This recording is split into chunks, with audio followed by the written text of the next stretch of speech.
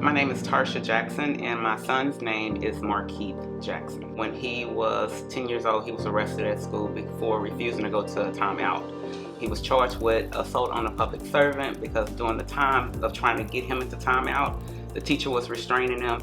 I received the call saying that my son was arrested and taken to jail for allegedly kicking a teacher.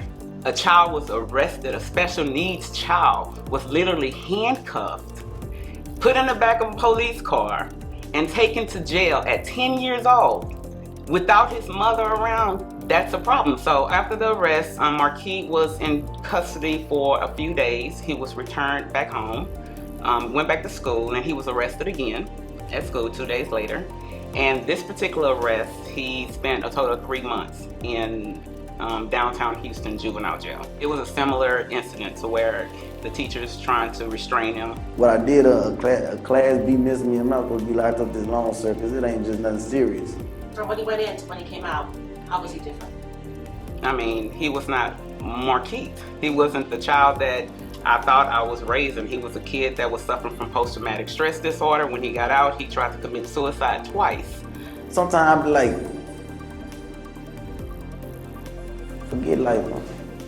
Forget life, man. Like, ain't nothing worth it. I be giving no hope. I stop praying. I be like, man. I be losing religious hope and everything. I be like, man, forget this stuff. I'm like,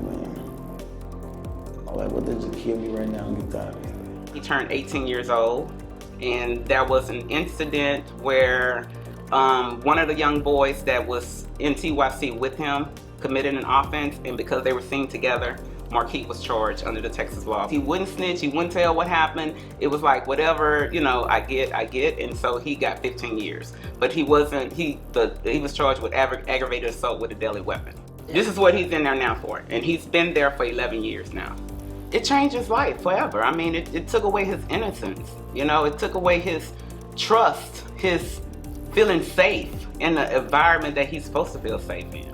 And so, yeah, it changed his life forever. It changed my life. It changed his brother's life. It changed my family's life because we were now aware that kids were being arrested for childish behavior. My name is Andrew Hairston, and I'm a project director at Texas Appleseed, a public interest justice center based in Austin. This case demonstrates why the school-to-prison pipeline operates in the way that it does, because one, it disproportionately impacts historically underserved groups of young people, such as Black and Latinx children, LGBTQ young people, and kids with disabilities.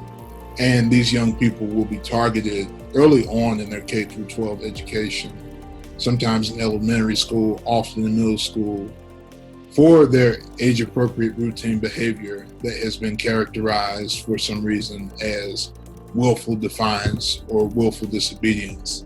I think we just need to remove police out of schools and focus on, putting counselors, because back in the day we had counselors in our school that, if a kid act up, the counselor deal with you, you go to detention or whatever. We don't need police. So I think this program that Earl Carr Institute is putting together is a much needed program. This framework of counselors, not cops, adopts the idea of divesting from school policing, which is proven to be exceptionally harmful to young people, and instead invest that money, often millions of dollars, into resources for mental health professionals like school counselors, school psychologists, and social workers who have the training and understanding about child development. Well, he was in prison so long because, one, he's a kid with mental disability, and kids that are with mental disability has no business being locked up or confined into any type of situation. Even